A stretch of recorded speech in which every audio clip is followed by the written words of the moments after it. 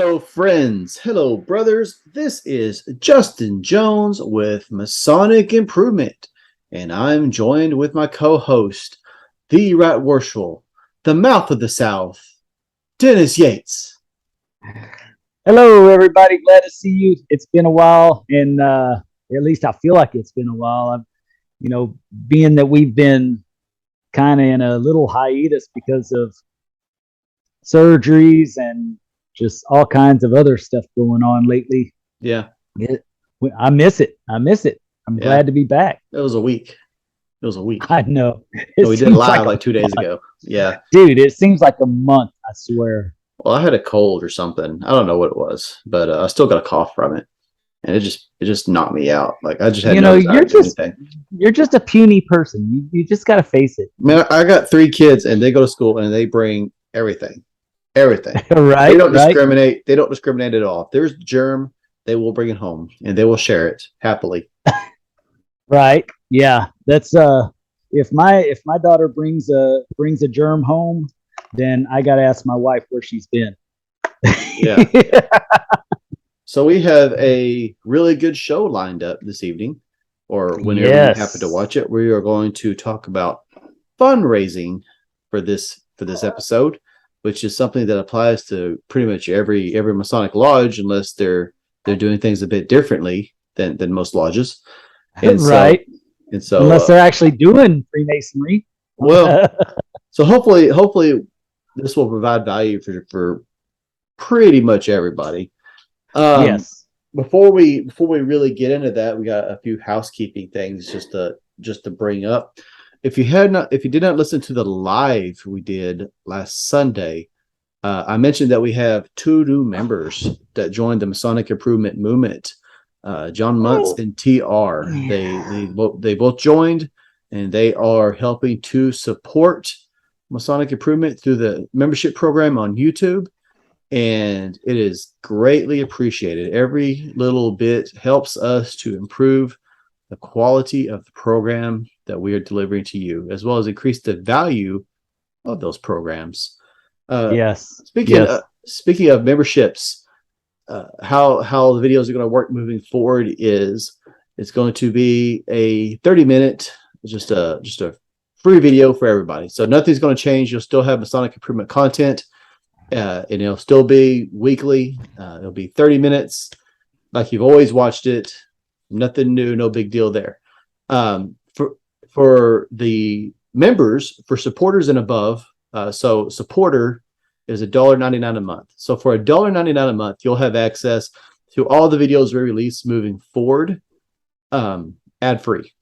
So you can go to the membership section and watch anything ad-free. If you watch a lot of our content, it pays for itself right there. I have spoken to some brothers from some lodges, and they stream our content at the lodge on a regular basis.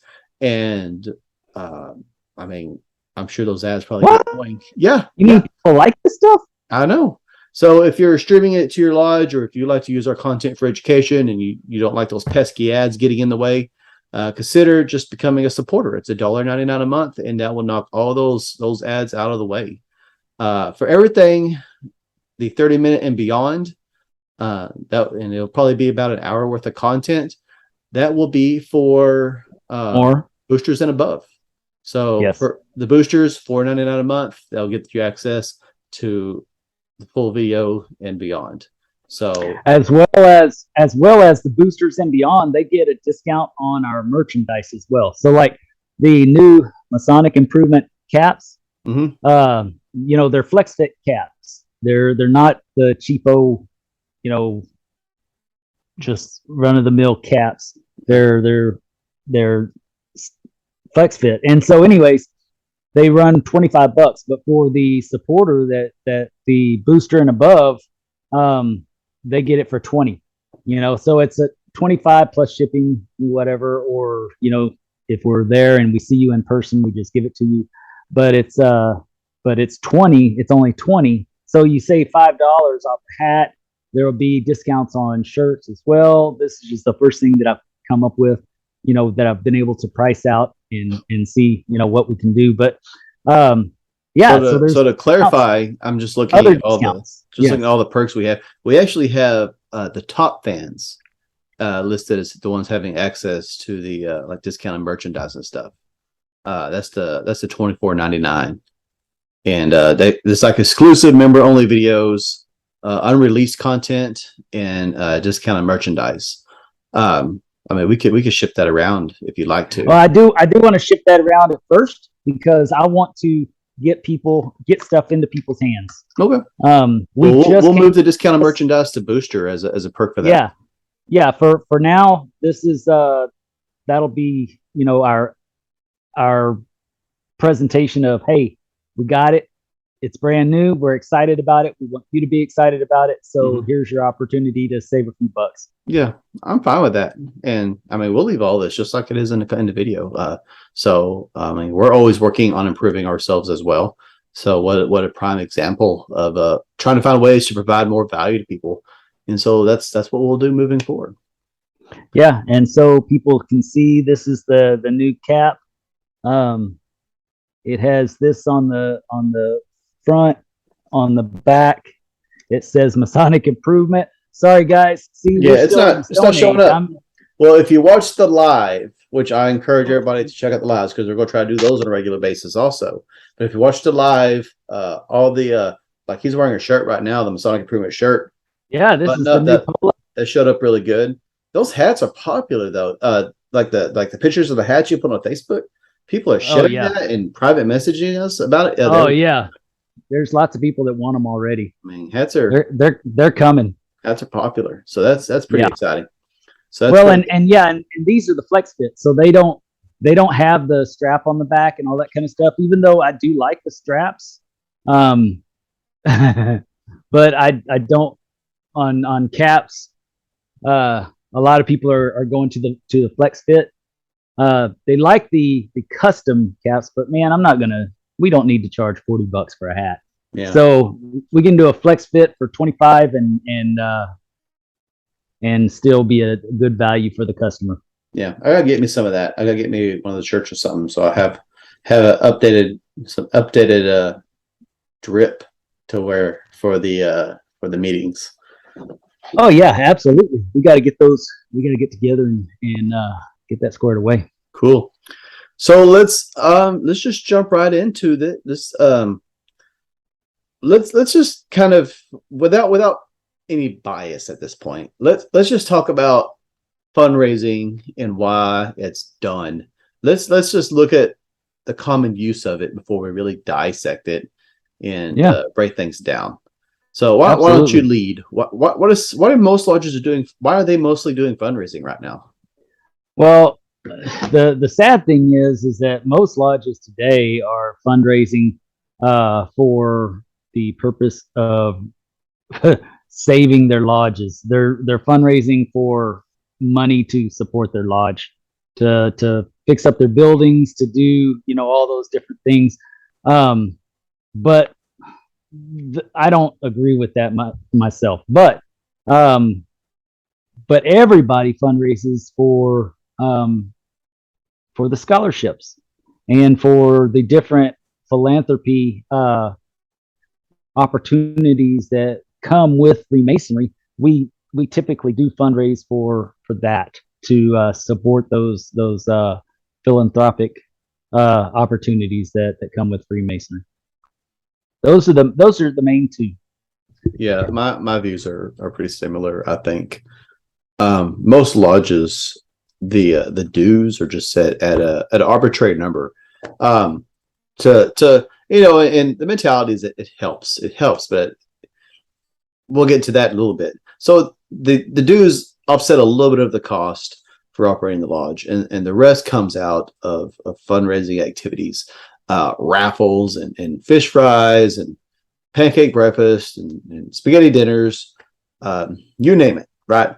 And these things are used to offset the cost of operating the lodge, as well as all the fundraising. As well as all like the scholarships and things like that. There's also the mentality that we have to be in front of people to get new members. And that's to me, that's one of the biggest flaws in everybody's thinking, is that it's a way to market ourselves to the community is by doing these fundraisers and stuff. Mm-hmm. I think that's the worst marketing we could do, is doing a fundraiser. If we want to promote ourselves giving away money, sure. But do you really think it's promoting ourselves by asking people for money? I don't know. Yeah, Call me silly, but I just don't think I should be asking other people to fund something I say I am funding as a charity. Yeah, it's redistribution of wealth, basically. Yeah. So, taking all the accolades for somebody else's gift to the charity. Yeah. Right. Yeah. I mean, you're what's the? I mean, you're taking money from here, and then I'm giving it here, and saying we're donating money, right? It's you're taking people's money and then turning around and taking a picture of you giving it to somebody else. Like what a benevolent organization we are. Look how generous we are. Really, I'm taking their money and giving here. I'm extremely generous with your money. Yes, I'm extremely generous with other people's money. Yeah. And so let's go ahead and dissect this. I'm treading carefully here, and you'll see why. Let's dissect why we feel legally, like why do we have to do fundraising? Like, what's, as far as like a nonprofit goes, explain to me, since you've heard it more than I have. Probably. Yes, there's somebody who has been in my life recently that has really made sure that I understood that, we are a 501c10 organization. We're not a 501. Actually, Grand Lodge, the Library and Museum, is a 501c3. And then we, as subordinate lodges, are 501c10 lodges. And that is a fraternal organization that contributes to, it can be charities, it can be schools, it can be, our charitable gifts can go to schools, scholarships, science, of course, to churches, whatever. There's several different things that fall under the C10 umbrella, and but it's a fraternal organization that gives funds to these different types of charities, and so that's what makes us a charitable organization, and it saves us taxes in our building, in our property taxes, as well as some other areas. But we have to prove that we're a charitable organization to do that. And so we have to mark our mileage. We have to mark our events. We have to show how much money each lodge is contributing to different charities, what we're giving it to. We have to prove our legitimacy in what we're doing. But that's the essence of the 501c10. And if you really want to break down, go to the federal tax code, and it'll tell you what a nonprofit 501c10 is. But that's what we are. I have it written down somewhere, but that's the basics, and that's what allows us to get benefits such as tax breaks on our buildings and some other things that we do. So how much fundraising do we have to actually do to maintain that? I'm sure there's some magic number out there, but I don't know what that is. I don't want to lie and say that I know what that is. Yeah. But basically, we just have to prove that we're actually doing that every year consistently. It's not that if you fall under a certain amount, I don't think, unless you really fall under a certain amount. If some lodges are not doing it at all, Mm-hmm. then they can be a detriment to uh, our corporate charter with the state.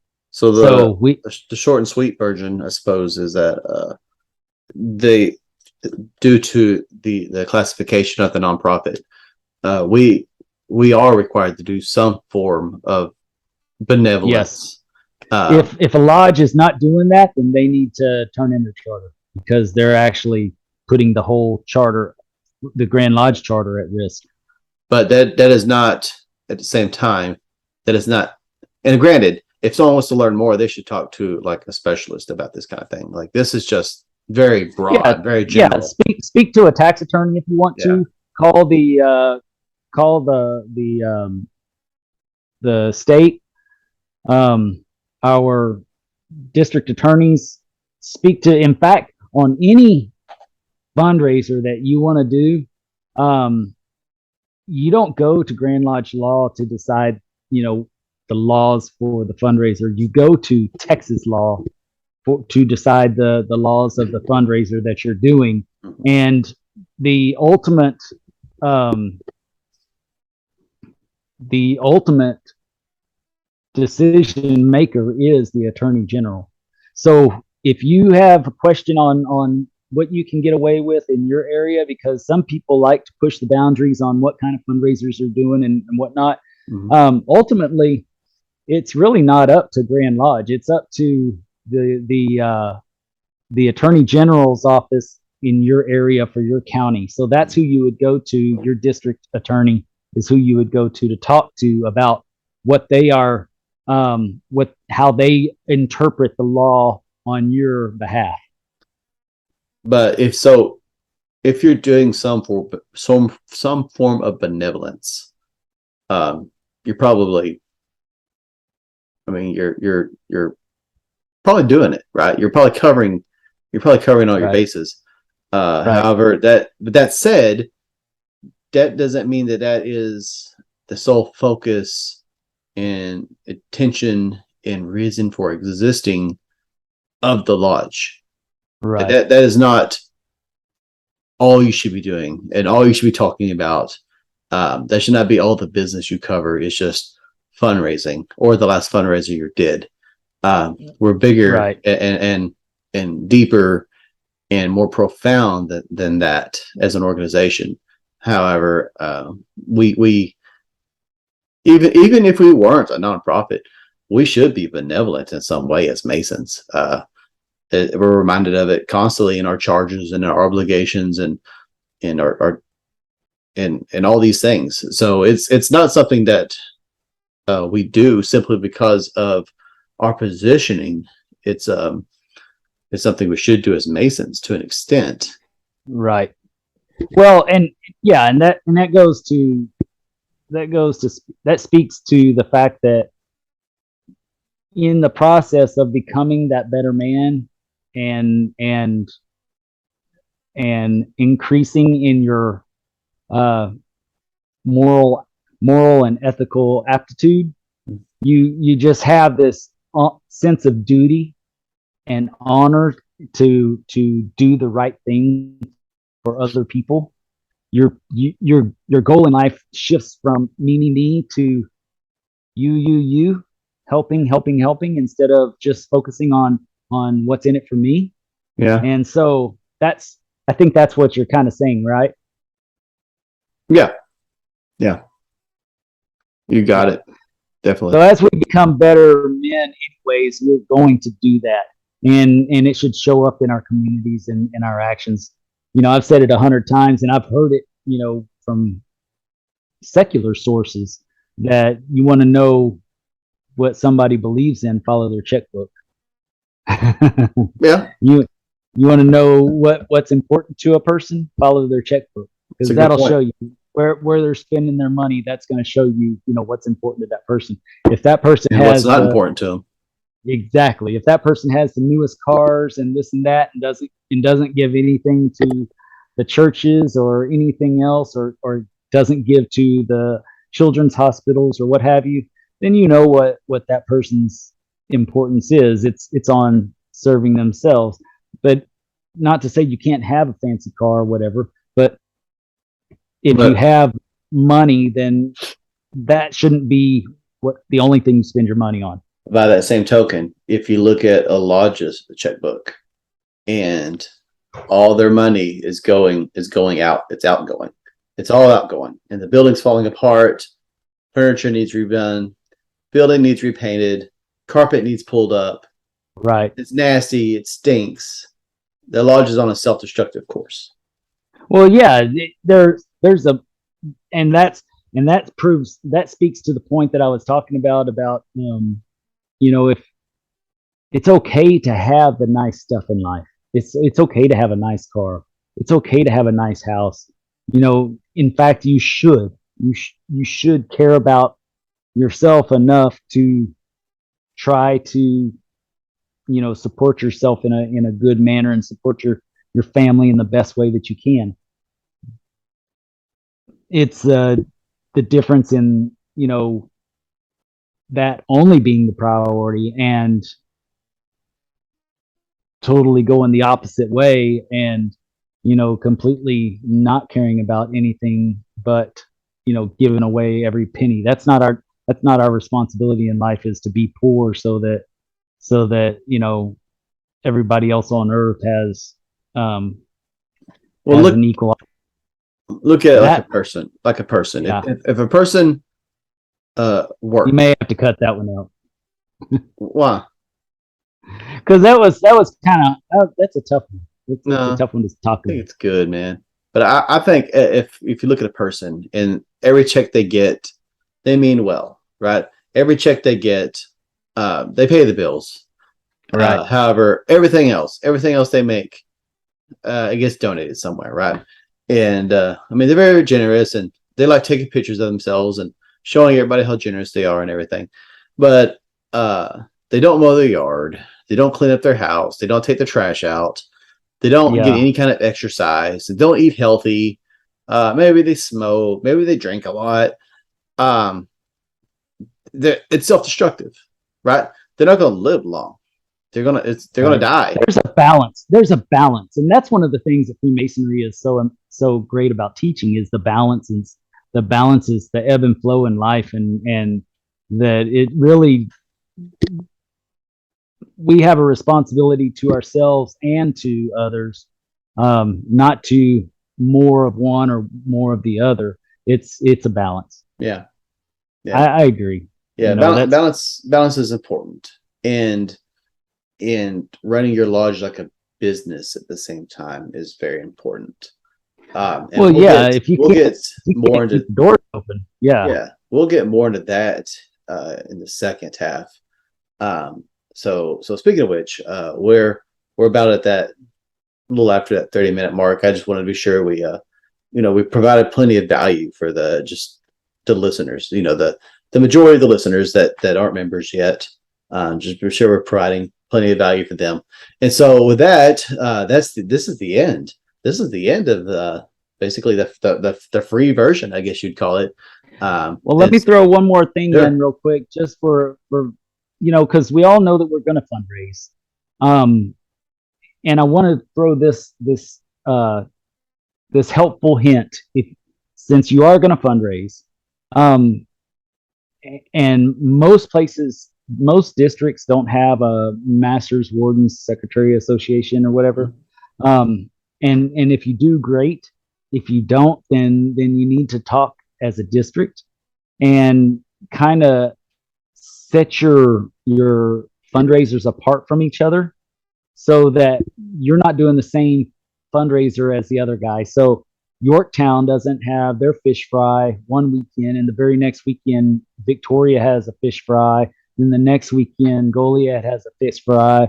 It's everybody will get bored and burned out on fish fries. You don't want to do. Every lodge should have their signature fundraiser. Yeah. And that way it's fun to go contribute to all the different fundraisers in your area and in your district, and not get burned out on it because you're not doing the same thing for the same you are doing it for the same causes, but you're not doing the same thing. And so, and there's no magic bullet to fix it. As far as fundraisers, there's one nearby that raises a ton of money doing golf tournaments, I think. Yeah. And other lodges have seen that, tried to copy. Other lodges have tried to copy that, but it's not for everybody. It's not for everybody. You have to have the right people at the right place with the right connections. There's one lodge. Yeah, there's one lodge that does pork butts about this time. In fact, right now they're doing pork butts, and one does turkeys, and there's a bunch of different turkey shoots. Some people just have badass clay shoots. Yeah, and it's fun and exciting. Some have fish tournaments, and so spice it up a little bit. Yeah, and consistency. Just because something didn't work the first year doesn't mean it won't ever work. It takes time sometimes. And if you have something already that people expect, don't change it, man. Don't. We have in Victoria we have the Valentine dinner every year for our spouses that we take them. We have a steak dinner and we eat well, and the girls eat well. They get to doll up a little bit, and we get to serve them and show that we love them. Yeah. So it's a signature event. So, think about those kind of things when you're preparing your fundraisers, just so that you'll have a little bit more success all around. But that's just one of the helpful hints that I have, because we are going to do fundraisers. But if we are going to do it, let's be sensible. Number one, make sure that you follow the laws of the state and federal, the federal and state laws. Make sure you do, because that's what matters. That's what's going to keep your charter safe. That's what's going to keep our corporate charter safe. And you have a corporate charter with your lodge as well. So that's going to keep that corporate charter safe. And that's going to keep you viable as a nonprofit. Second, make it exciting and make it different than other people. And that way we can all contribute. Those are my two helpful hints. Nice. For the general public before we kick off into our deeper topics. Yeah. So that said, I mean, that's it for the members only version. If you want the full version ad free, for the non-members only. For the non-members, yeah. If you want the full version ad free, consider becoming a member. There's lots of great content already on there. We're building up that members only library. It is well worth it as it is, in my opinion, and it's only going to increase. So thanks again for watching, and I'll see everybody in the next video. Keep it between the points.